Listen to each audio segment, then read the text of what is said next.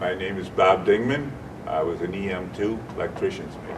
And then I got orders one morning, they called my name again, and they said, hey, your ship's found your ship. And I said, oh, yeah, where is it? He said, Subic Bay.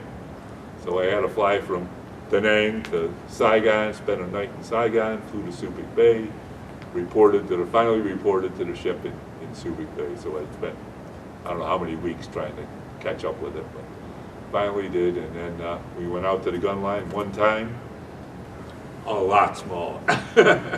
Yeah, it was. I found it interesting though, but it was a lot smaller, a lot closer thing, and it was a newer ship.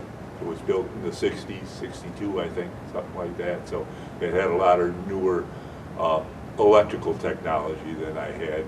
You know, on the New Jersey was all World War II equipment, all the motors and motor controllers, a lot of that. This one here had some electronic controls, things like that, more speed controls on some of the motors and pumps than we had on the New Jersey. Was just on and off, and that was it, or they might have 2 or 3 speeds, but this you could control. So I learned more things on there than I didn't learn on the World War II ship on the New Jersey. So it helped me. This was a guided missile, so we had missiles on there, and smaller guns and everything, and a lot smaller shop.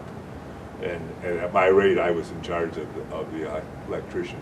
At that time, I had the first class had left, and then the chief had left actually at one time for a few weeks.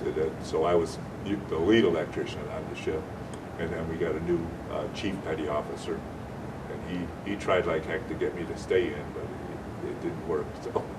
So it was a lot different than being on a big capital ship like the battleship, and rode a lot different. New Jersey just learned to cut through the water, just rode on the top of the water. So whichever way the ocean pushed it, it went.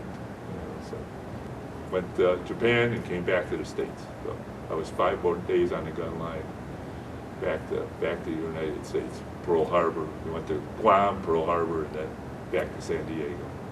So then I spent the summer of '70 in San Diego. That was my next ship, and then I got out in November of '70. They let me get out 120 days early out of the Navy because the ship was leaving. So I got out of the Navy on Thursday, and the ship left on Friday to go back over to Vietnam. So I had a choice of either staying on and flying home or get out early and be home for Christmas.